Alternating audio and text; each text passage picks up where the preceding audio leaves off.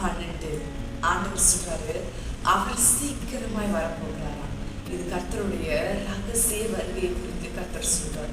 அவருடைய வருகை, அவர் 2 விதமான வருகை இருக்கு. ஒன்று ரகசிய வருகை, இன்னொன்று பகிரங்க வருகை. இப்போ கர்த்தர் ரகசிய வருகையில் நான் ஏதோ சீக்கிரமாய் வரப்போகிறேன் அப்படின்னு சொல்லிட்டு உங்களோட பேசி கொண்டிருக்கிறார். இப்போ எல்லாம் உங்களுடைய வாழ்க்கையில உங்களுடைய ஓட்டத்தை பார்த்துட்டு இருக்கீங்க. அடுத்து என்ன, நம்ம இப்படி சம்பாதிக்கணுமே, இப்படி படிக்கணுமே, என்ன காரியங்கள் செய்யணுமே, இப்படி சந்ததிகளுக்காக செய்யணுமே சொல்லிட்டு உங்களுடைய மைண்ட் செட், உங்களுடைய பிளான் எல்லாமே வேறு விதத்துல இருக்கு. ஆனா ஒரு காரியம் சடுதியே நடக்க போது உங்களுக்கு தெரியுமா? ஒரு காரியம் திடீர்னு நடக்க போது தெரியுமா? உலகத்துல நிறைய மாற்றங்கள் கூடிய சீக்கிரம் வரப்போது உங்களுக்கு தெரியுமா? அதுல மிக பெரிய ஒரு மாற்றம் என்ன, ஆண்டவராகிய இயேசு கிறிஸ்துவுடைய வருகை. ஆண்டவர் 2000 வருஷமா இந்த காரியத்தை சொல்லி கொண்டிருக்காரு. நான் சீக்கிரம் வரப்போகிறேன், நான் சீக்கிரம் வரப்போகிறேன். அது நிறைவேற போகிற காலத்துக்கிட்ட நம்ம இருக்கிறோம். கர்த்தர் நாளைக்கோ இன்னைக்கோ ஒரு நாள் திடீர்னு அவர் வரப்போகிறார். ஆண்டவர் சொல்றார், நான் சீக்கிரமாய் வரப்போகிறேன். வருகை ரொம்ப சமீபமா இருக்கு. அது வாசலடையில இருக்கு. இன்னும் 40 வருஷம் 50 வருஷம் கிடையாது. அவருடைய வருகை ரொம்ப சமீபத்தில் இருக்கு, பக்கத்துல இருக்கு. அவர் சீக்கிரமாய் நிறைய மாற்றங்கள் நடக்க போகுது. நிறைய உலகத்துல பெரிய பெரிய மாற்றங்கள் நடக்க போகுது. அவருடைய ரகசிய வருகையில கர்த்தர் தம்முடைய பிள்ளைகளை அவர் எடுத்துக்கொள்ள போகிறார்.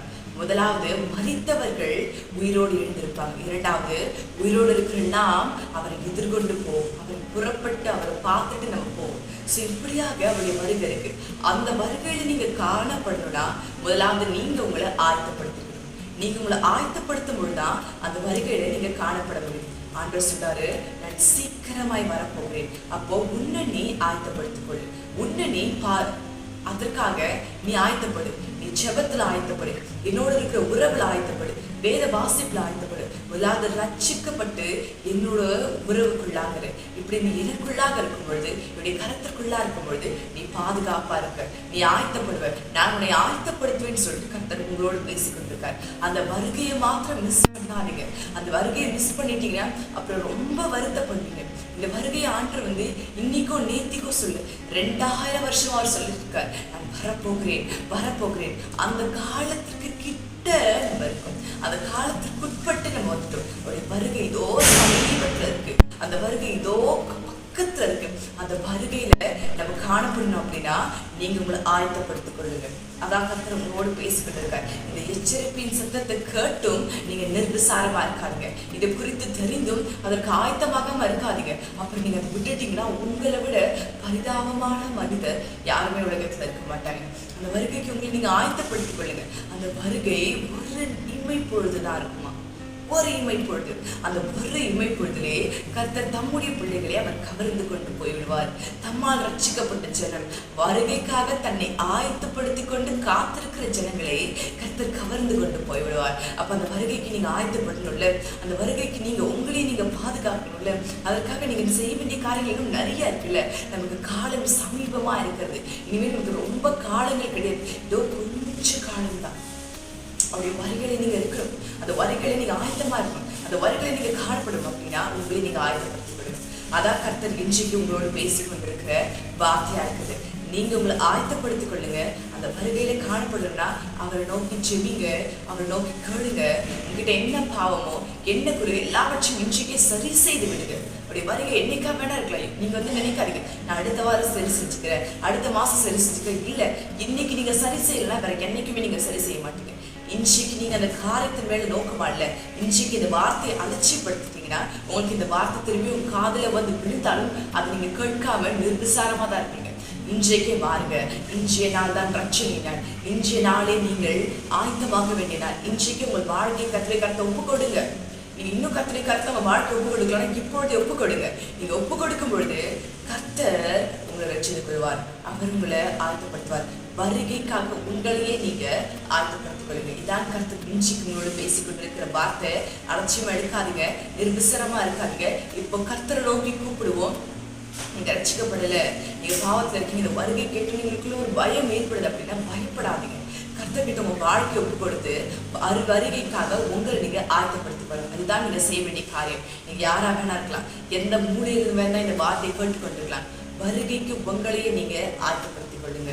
இப்போ ஒரு விசை அவர் நோக்கி ஜெபிப்போம். ஆண்டவரே இந்த வருகைக்கு ஆயத்தப்படுத்துங்கன்னு சொல்லிட்டு அவர்கிட்ட கேட்போம். ஜெபிப்போமா. பரிசுத்தரே உமக்கு ஸ்தோத்திரம், பரிசுத்த தேவனே உமக்கு ஸ்தோத்திரம், கிருபையான ஆண்டவரே உமக்கு ஸ்தோத்திரம். அப்பா ஆண்டவரே, உடைய வருகை குறித்த செய்தியை ஜனங்கள் இப்பொழுதுதான் கேட்டிருக்கிறார்கள். அவர்கள் உள்ளத்துக்குள்ளே ஒரு பயம் ஏற்படுது.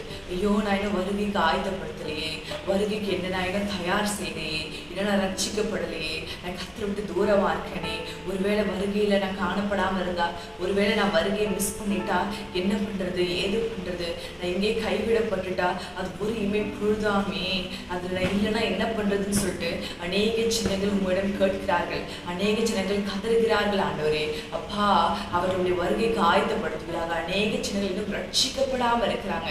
முதலாவது அவர்களை ரட்சித்துக் கொள்ளும் தேவா. இந்த ரத்தத்தை ஊற்றி கழுவுங்க ஆண்டவரே, உடைய பரிசுத்த ரத்தத்தை ஊற்றி கழுவுங்க, அந்த ஜனங்களை கழுவுங்க, உடைய ரத்தத்தை ஊற்றி பாவமர கழுவுங்க ஆண்டவரே, அவர்களை சுத்திகரிங்க ஆண்டவரே. அது மாத்திரம் இல்ல, உடைய வருகைக்காக அவர்களை நீங்க ஆயத்தப்படுத்திக் கொள்ளுங்க. உடைய வருகையிலே அவர்களை காணப்படும்படியாக செய்யுங்க. அந்த வருகையில ஆயத்தப்படுத்திக் கொள்ளுங்க. அந்த ஜனங்களை ஆயத்தமாகணும், அந்த ஜனங்களை ஆயத்தமாகணும், அந்த ஜனங்களை ஆயத்தப்படும்படி செய்வீராக. உடைய கரம் இருக்கட்டும், உடைய ஆவி இருக்கட்டும், உடைய அபிஷேகம் இருக்கும்படி செய்வீராக. ராஜாவே ஸ்தோத்திரம், கிருபையானவரே ஸ்தோத்திரம், இயேசு மகாராஜாவே ஸ்தோத்திரம். ஆண்டவரே, உடைய வருகைக்கு ஜனங்களை ஆயத்தப்படுத்துங்க ஆண்டவரே. கூடவே இருங்க ஆண்டவரே, குறைவில்லாம நடத்துங்க ஆண்டவரே.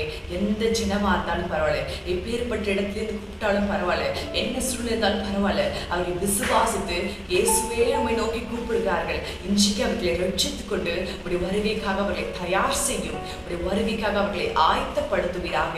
உடைய கரம் இருக்கட்டும், உடைய ஆசீர்வாதம் இருக்கட்டும். நீர் செய்ய போகிற மகிமையான காரியத்திற்காக நன்றி செலுத்துகிறேன் ஆண்டவரே. கூட இருங்க, ஆசீர்வதிங்க. ஒவ்வொரு பிள்ளைகளோடும் நீர் பெயர் பெயராய் பேசுகிறதற்காக நன்றி. ஒவ்வொரு பிள்ளைகளையும் நீர் ஆயத்தமாக்குவதற்காக நன்றி. ஒவ்வொரு பிள்ளைகளையும் நீர் ஆசீர்வதிக்கிறதற்காக உங்க கோடான கோடி ஸ்தோத்திரங்கள், கோடான கோடி நன்றிகள் ஆண்டவரே. கூட இருங்க, ஆசீர்வதிங்க. ஜெபத்தை கேட்டமைக்காக உங்க கோடான கோடி ஸ்தோத்திரங்கள் ஆண்டவரே.